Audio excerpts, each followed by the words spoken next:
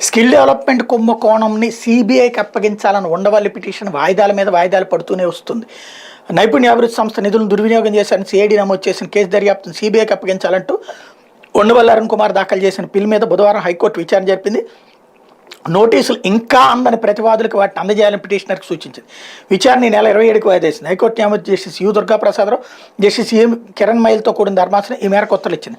బుధవారం జరిగిన విచారణలో రాష్ట్ర ప్రభుత్వం తరపున ఏజీ శ్రీరామ్ స్పందిస్తూ కేసు దర్యాప్తును సిబిఐకి అప్పగించేందుకు అభ్యంతరం లేదన్నారు.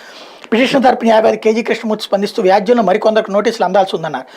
సిబిఐ తరపున కౌంటర్ వేయాల్సినటువంటి అవసరం ఉందన్నారు. కోర్టు ఆదేశాల మేరకు వివరిస్తామన్నారు. సిఐడి తరపున అదనపు ఏజీ పొన్నవోలు సుధాకర్ రెడ్డి వాదన వినిపిస్తూ పూర్తి వివరాలతో నివేదికను కోర్టుకు అందజేసేందుకు అనుమతి ఇవ్వాలని కోరారు. ధర్మాసనం స్పందిస్తూ విచారణకు ఈ నెల 27కి వాయిదా వేసింది. స్కిల్ కేసు దర్యాప్తును సిబిఐతో పాటు మరే ఇతర దర్యాప్తు సంస్థకు అప్పగించిన అభ్యంతరం లేదని హోంశాఖ ముఖ్య కార్యదర్శి హరీష్ కుమార్ గుప్తా హైకోర్టులో కౌంటర్ కూడా వేసేశారు.